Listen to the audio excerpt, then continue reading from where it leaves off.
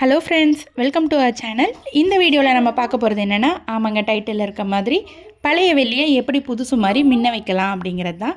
வாங்க வீடியோக்குள்ளே போகலாம். இதுதான் என்னோடய பையனோட பழைய காப்பு. ஆக்சுவலாக அது ரொம்ப நாளாக யூஸ் பண்ணாமல் வச்சதுனால ரொம்ப கருப்பாயிருச்சு. இதை எப்படி நம்ம இப்போ புதுசு மாதிரி மாற்றலான்னு பார்க்கலாம். அதுக்கு ஒரு பவுல் எடுத்துக்கோங்க. அதில் ஒரு கப் வாட்டர் ஆட் பண்ணிக்கணும்.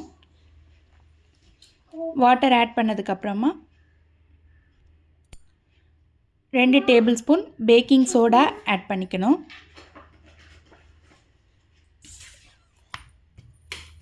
ஸோ வாட்டரில் பேக்கிங் சோடா ஆட் பண்ணதுக்கப்புறமா ஸ்டவ்வில் வச்சுட்டு அந்த வாட்டரை பாயில் பண்ண ஆரம்பிச்சிடணும்.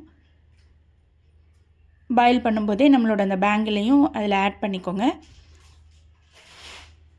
ஆட் பண்ணிவிட்டு ஒரு 3 மினிட்ஸ் அதை நல்லா பாயில் ஆகிற மாதிரி பார்த்துக்கணும்.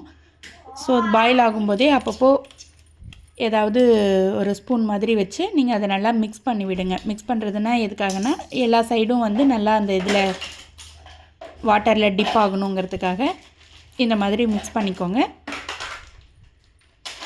ஒரு 3 மினிட்ஸ் இந்த ப்ராசஸை கண்டினியூ பண்ணிக்கிட்டே இருக்கணும்.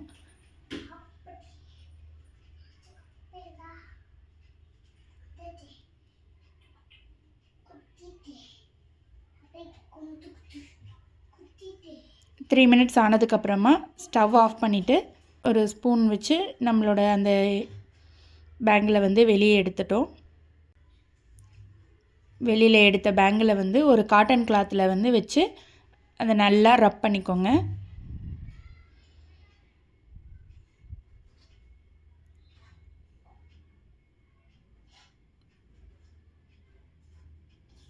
ஸோ நல்லா ரப் பண்ணியாச்சு. டடன், பார்த்திங்களா எவ்வளோ பிளாக்காக இருந்துச்சு ஃபஸ்ட் நான் போடுறதுக்கு முன்னாடி. இப்போ பாருங்கள் எவ்வளோ ஷைனிங்காக இருக்குதுன்னு சொல்லிட்டு புதுசு மாதிரி மாறிடுச்சு. இப்படி தான் நம்மளோட எல்லா சில்வர் திங்ஸையும் இந்த மாதிரி நம்ம புதுசு மாதிரி மாற்றிடலாம். இந்த வீடியோ உங்களுக்கு பிடிச்சிருந்தா லைக் பண்ணுங்கள், ஷேர் பண்ணுங்கள், மறக்காமல் சேனலை சப்ஸ்கிரைப் பண்ணுங்கள். தேங்க்யூ.